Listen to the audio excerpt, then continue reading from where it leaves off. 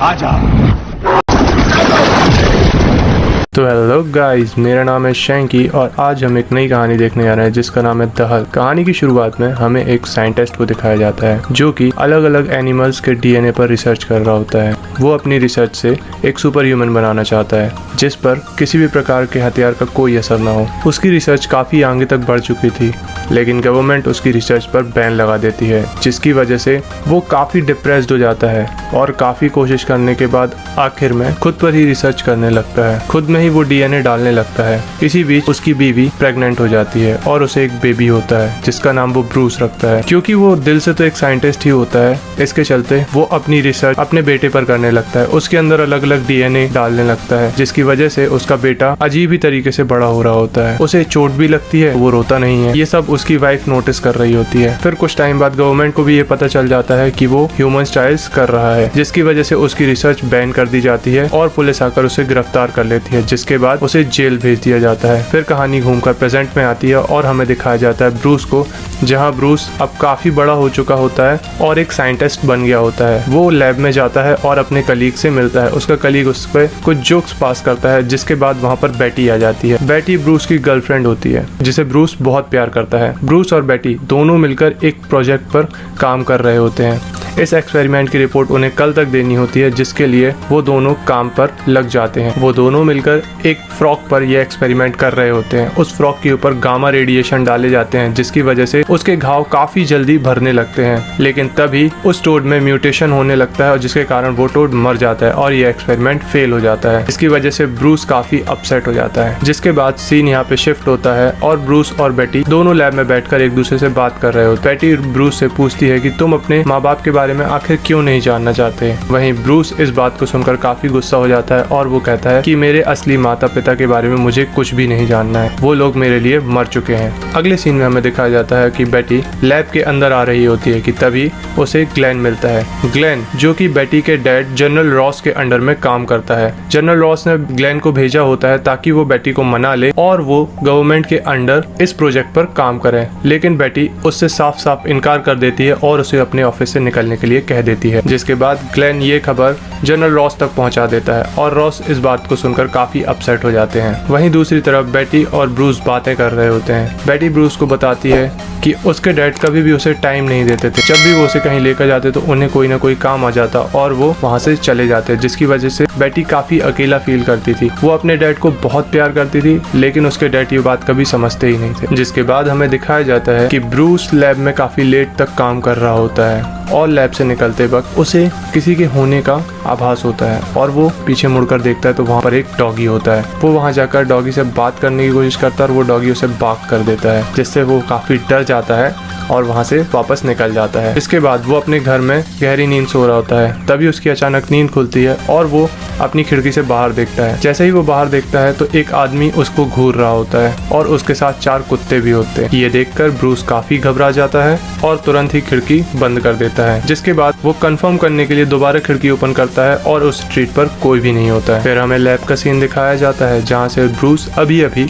लौट कर आया था। वहाँ एक बूढ़ा आदमी ब्रूस के बाल को कलेक्ट करता है और उसके टुकड़े टुकड़े कर उस पर कुछ रिसर्च करने लगता है। ये बूढ़ा आदमी और कोई नहीं ब्रूस का डैड होता है, डेविड ब्रूस के बाल को कलेक्ट करता है और उसका डीएनए टेस्ट करता है जिससे कि उसे कंफर्म हो जाता है कि ब्रूस ही उसका असली बेटा है। डेविड ने ब्रूस पर काफी एक्सपेरिमेंट किए थे इसलिए वो 100% श्योर होना चाहता था कि मिस्टर कैंसलर ही असलियत में ब्रूस बैनर है। अगले दिन हमें दिखाया जाता है कि ब्रूस और बेटी उस फ्रॉग वाले एक्सपेरिमेंट लैब में काम कर रहे होते हैं। वहाँ पर एक वर्कर लैब के अंदर काम कर रहा होता है। तभी अचानक उसमें कुछ प्रॉब्लम आ जाती है। वो वर्कर ब्रूस की हेल्प के लिए उसे बुलाता है। ब्रूस जैसे ही अंदर जाता है वो मशीन ओवरराइड हो जाती है जिसकी वजह से डोर्स बंद हो जाते हैं। ब्रूस उस आदमी को बचाने के लिए पीछे की तरफ फेंक देता है और सारा गामा रेडिएशन खुद एब्जॉर्ब कर लेता है जिसके बाद उसकी नींद हॉस्पिटल में खुलती है। बेटी वहाँ पर आके उसके सामने रो रही होती है और उससे बोल रही होती है कि तुम इसमें मर भी सकते थे और मुझे ये सब होते हुए देखना पड़ता। लेकिन ब्रूस कहता है कि मुझे पहले से अब काफी बेहतर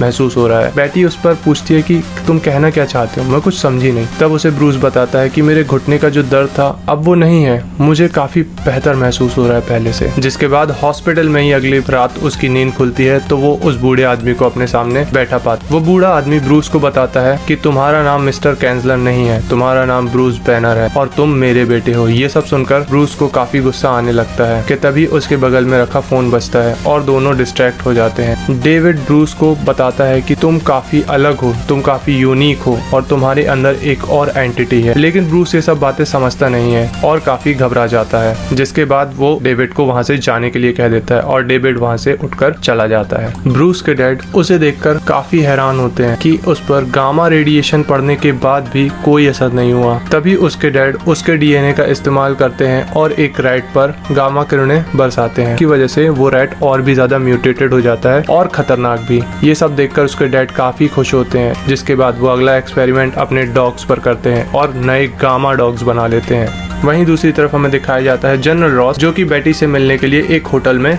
आते हैं। बेटी सोचती है कि शायद मेरे डैड ने आज फाइनली मुझे याद किया हो, लेकिन जब वो वहाँ पर पहुँचती है तो जनरल रॉस उससे ब्रूस के बारे में पूछताछ करने लगते हैं, जिसकी वजह से वो काफी अपसेट हो जाती है, वहाँ से उठ के चली जाती है। वहीं दूसरी तरफ ब्रूस अपने डीएनए के बारे में रिसर्च करता है और उसमें म्यूटेशन होता हुआ देख काफी घबरा जाता है, जिसकी वजह से वो काफी परेशान हो जाता है और उलझनों से भरे हुए दिमाग के कारण उसे काफी गुस्सा आने लगता है और वो एक हरे राक्षस में बदलने लगता है, जिसकी वजह से वो सारे ऑफिस को तबाह करने लगता है, दीवारों को खरोचने लगता है और उसका साइज धीरे धीरे कर बड़ा होता जाता है। और फाइनली हमें दिखाया जाता है द हल्क को। हल्क गुस्से में होने के बावजूद भी उस लैब को ढूंढता है, जिसकी वजह से उस पर गामा रेडिएशन बरसे और वहां जाकर गामा रेडिएशन वाली मशीन को डिस्ट्रॉय कर देता है, उसे निकाल कर बाहर फेंक देता है और वो बाहर जाकर एक पुलिस वैन पर गिरती है। फिर जैसे ही ब्रूस पीछे पलट कर देखता है तो उसके डैड दीवार के पास उसे देख रहे होते हैं। हल्क डेविड के पास जाता है और डेविड उसके चेहरे को टच करते हैं, जिसके बाद हल्क को अपने डैड और पुरानी बातें याद आने लगती हैं और वो वहाँ से गुस्से में ऊपर की तरफ छलांग लगाकर दीवार में छेद कर वहाँ से भाग जाता है। अगली सुबह हमें दिखाया जाता है कि ब्रूस अपने घर में होता है और बिस्तर पर पड़ा होता है। तभी बेटी वहाँ पर आती है और उसके लिए कुछ नाश्ता बनाती है। नाश्ता बनाने के बाद ब्रूस से बेटी पूछती है कि आखिर तुम यहाँ इस हालत में कैसे आए, लेकिन ब्रूस के पास इसका कोई जवाब नहीं होता। तभी वहाँ पर बेटी के डैड जनरल रॉस आ जाते हैं और उनके साथ कुछ एजेंट्स होते हैं। वो उसे वहाँ से बाहर जाने के लिए कह देते, जिसके बाद वो ब्रूस से अकेले में कुछ पूछताछ करते हैं कि अगर तुम मेरी बेटी के पास दोबारा दिखे तो मैं तुम्हें जिंदा नहीं छोड़ूंगा। और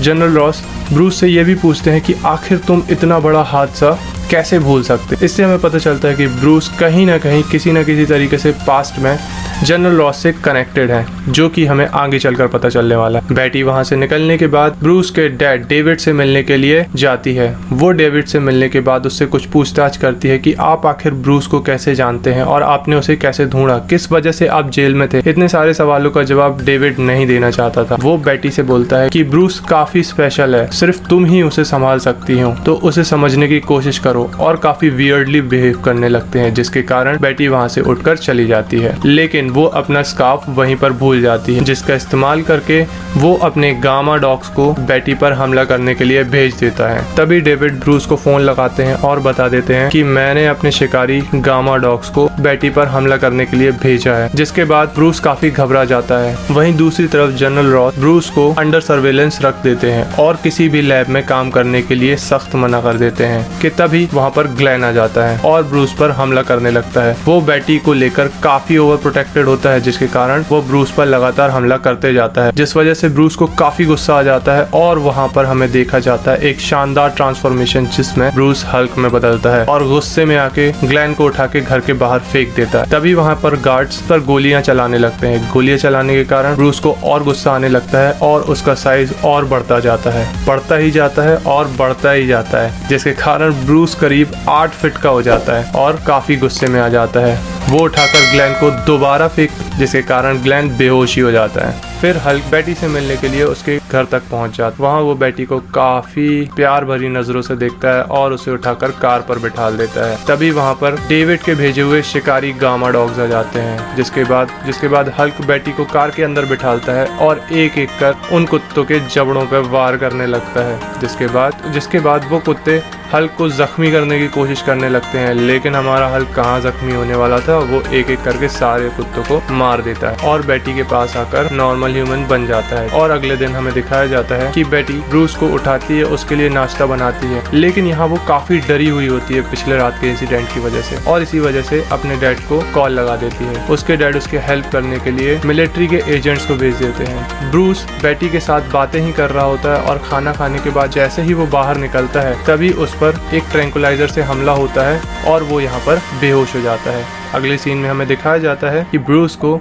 एक सिक्योर मिलिट्री फील्ड में ले जाया जाता है, जहां पर उसे एक अलग ही जगह रखा जाता है ताकि वो किसी और को नुकसान ना पहुंचा सके। लेकिन बेटी अपने डैड के पास जाकर इस बारे में बात करती है और वो इससे बिल्कुल नाखुश होती है। वो अपने डैड को किसी तरह मनाती है कि मुझे अपनी तरफ से एक कोशिश तो करने दीजिए, लेकिन जनरल रॉस उससे साफ साफ इनकार कर देते हैं। तभी बेटी बोलती है कि मुझे कोई दिक्कत नहीं है कि उस पर किस तरीके से प्रयोग करते हैं, लेकिन पहले आप मुझे ट्राई करने दीजिए ताकि वो उसे समझ सके। जिसके बाद जनरल रॉस मान जाते हैं। जिसके बाद ब्रूस और बेटी उस रेगिस्तान भरे इलाके में घूमने लगते हैं। ब्रूस और बेटी वहाँ पर घूमते हुए बातें कर रहे होते हैं कि तभी ब्रूस को अपना पुराना घर दिखता है। वो वहाँ जाता है और उसे अपनी पुरानी बीती हुई बातें याद आने लगती। अगले ही पल में दिखाया जाता है ब्रूस के डैड डेविड को। डेविड खुद पर भी गामा रेडिएशन डालने की तैयारी कर रहा होता है, क्योंकि वो अपने डॉग्स को म्यूटेट करने में सक्सेसफुल हो चुका था, तो इस बार वो खुद पर ही एक्सपेरिमेंट करने की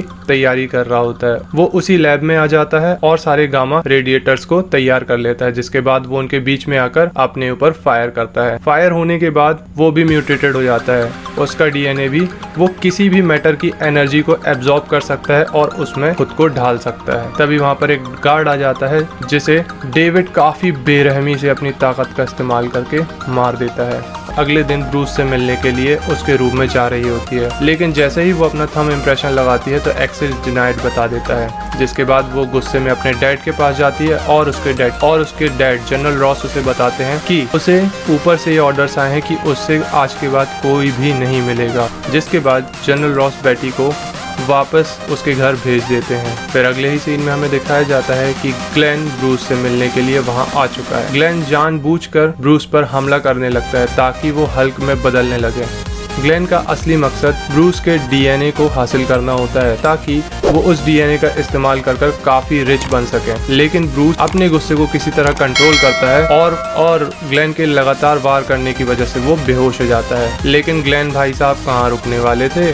उन्होंने एक साइंटिस्ट की टीम को बुलाया और ब्रूस के इमोशंस को ट्रिगर करने वाली मशीन के अंदर डाल दिया, जिसकी वजह से ब्रूस के दिमाग में इलेक्ट्रिकल शॉक्स मारे गए, जिसके बाद उसकी बुरी यादें उसके सामने आ गईं। ब्रूस को अपनी डैड और माँ के बीच हुई लड़ाई याद आ जाती है, जिसमें उसके डैड उस पर एक्सपेरिमेंट कर रहे होते हैं, जिसका पता उसकी माँ को चल जाता है। ब्रूस के डैड उसकी माँ को टेबल के नीचे से निकालते हैं, दूसरे रूम में ले जाते हैं। जिसके बाद वो गुस्से में बाहर आते हैं और अपना चाकू उठाकर ब्रूस को मारने ही वाले होते हैं, लेकिन वो चाकू गलती से उसकी माँ को लग जाता है और उसकी माँ तड़प कर वहीं पर दम तोड़ देती है। ये सब ब्रूस को याद आते ही वो काफी गुस्से में आ जाता है और हल्क में बदल जाता है। हल्क में बदलते ही वो टैंक को तोड़ देता है और वहाँ से बाहर आता है और दीवार तोड़कर उस फैसिलिटी को डिस्ट्रॉय करने लगता है। तभी ग्लेन सबको ऑर्डर देता है कि सिर्फ और सिर्फ फोम का इस्तेमाल किया जाएगा, कोई भी गन से उस पर वार नहीं करेगा। तभी वहाँ पर सोल्जर्स आ जाते हैं और उस पर फोम का हमला करते हैं, जिसके कारण वो इमोबिलाइज हो जाता है, वो बिल्कुल भी हिलडुल नहीं पाता। तभी वहाँ पर ग्लेन आता है और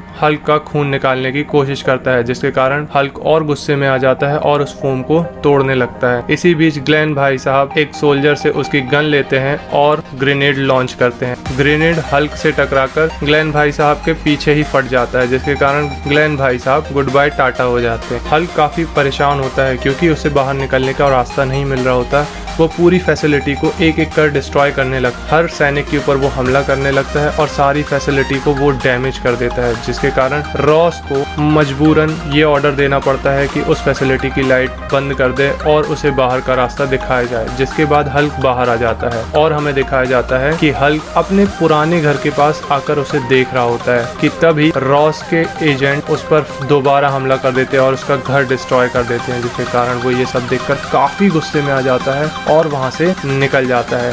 वो देखता है कि कुछ टैंक्स उस पर हमला कर रहे हैं। वो जंप कर उन टैंक्स के पास जाता है और डिस्ट्रॉय करने लगता है। कुछ टैंक्स को तो वो अपने हाथ से ही तोड़ देता है, कुछ के नोजल्स घुमाकर उनके अंदर ही कर देता है। और एक एक करके सारे टैंक्स को डिस्ट्रॉय कर देता है। जिसके बाद लेकिन रॉस कहाँ हार मानने वाला था, उसने अपने अपाचे हेलीकॉप्टर्स को बुलवाया और उस पर अटैक करवाने लगा। हल्क उन हेलीकॉप्टर से जैसे तैसे बच रहा होता है, लेकिन हल्क का गुस्सा अब कंट्रोल के बाहर होने लगा था।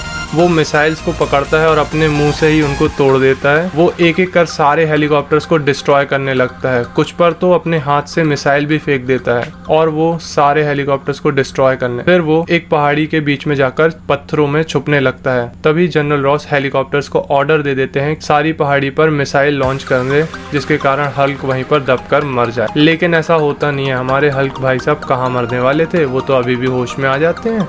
रॉस के जब सारे हेलीकॉप्टर्स डिस्ट्रॉय हो जाते हैं तो वो अपने जेट्स को बुलवाता है। जेट के जरिए वो सिविलियंस के एरिया पर हल्क पर हमला करवाता है। हल्क अभी ब्रिज पर होता है, जिस वजह से उस पर निशाना लगाना काफी मुश्किल हो रहा होता है। लेकिन तब भी रॉस हार नहीं मानता कि तभी एक जेट ब्रिज से भिड़ने ही वाला होता है, लेकिन हल्क उसे बचाने के लिए उस पर कूद जाता है। तभी रॉस पायलट को ऑर्डर दे देता है कि तुम उसे स्पेस की तरफ लेकर जाओ, जिसकी वजह से वो बेहोश हो जाएगा। और होता भी बिल्कुल ऐसा ही है। वो वहाँ पर बेहोश हो जाता है। हल्क के चेहरे पर हल्की हल्की बर्फ जमने लगती है और वो वहाँ से गिरने लगता है। वो सीधा पानी में आके गिरता है। जिसके बाद रॉस उस पर ओपन फायर का ऑर्डर दे देते हैं। जिसके बाद एक के बाद एक उस पर मिसाइल दागी जाती है। ये सब बेटी देख रही होती है। जिसके बाद बेटी को जनरल रॉस का कॉल आता है। हल्क के डायरेक्शन को देखते हुए रॉस अपनी बेटी को फोन लगाते हैं और उसे बताते हैं कि ब्रूस तुम्हारी ही तरफ आ रहा है, इसलिए तुम तैयार रहो। लेकिन बेटी जनरल रॉस से बोलती है कि मुझे एक मौका दीजिए, उसे शांत करने की जरूरत है। रॉस ये बात मान ले कि तभी हल्क सीवेज से होता हुआ रोड के नीचे से आगे बढ़ता है। सारी रोड डिस्ट्रॉय होने लगती हैं, कार्स आगे पीछे होने लगती हैं, बसेस पलटने लगती है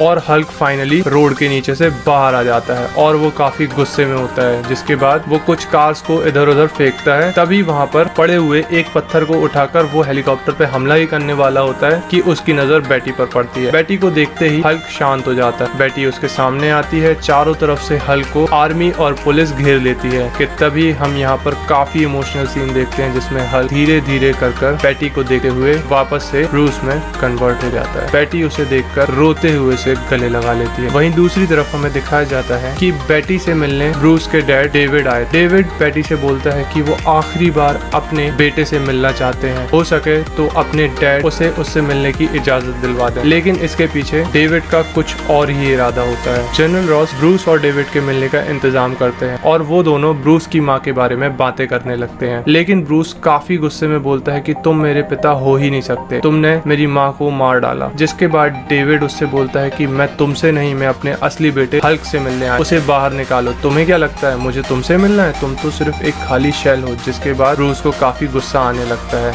लेकिन वो हल्क में नहीं बदलता। ये देखकर डेविड उसे बताता है कि मैंने भी अपने डीएनए को चेंज कर लिया है और अब लेकिन मेरा डीएनए तुम्हारे डीएनए की तरह नहीं है। तुम्हारे सेल्स खुद ही पावर जनरेट कर सकते हैं, लेकिन मुझे एक्सटर्नल पावर की जरूरत होती है। ये कहकर वो वहाँ पर पड़ी हाई टेंशन लाइन को अपने मुंह में दबा लेते हैं। जिसके बाद रॉस इलेक्ट्रिसिटी फायर कर देता है। जिसके बाद सारी इलेक्ट्रिसिटी ब्रूस और उसके डैड डेविड पर गिरती है। डेविड ज्यादातर एनर्जी को एब्जॉर्ब कर लेते हैं, लेकिन हमारा ब्रूस एनर्जी को एब्जॉर्ब नहीं कर पाता, जिसके कारण वो फिर से गुस्सा होता है और हल्क में बदल जाता है। ब्रूस जैसे ही हल्क में बदलता है, हल्क डेविड पर हमला कर देता है। डेविड और हल्क दोनों हवा में लड़ते हुए बादलों के बीच से होते हुए एक लेक में जाकर गिरते हैं। डेविड पर ब्रूस लगातार हमला कर रहा होता है, जिसकी वजह से उसकी एनर्जी खत्म होने लगती है और वो रॉक्स में ट्रांसफॉर्म हो जाता है। दोनों के बीच में काफी लड़ाई होती है, जिसमें हल्क डेविड को हराने लगता है और एक चट्टान में कैद कर पानी में फेंक देता है। लेकिन डेविड अपनी पावर से पानी में कन्वर्ट हो जाता है। इसके बाद वो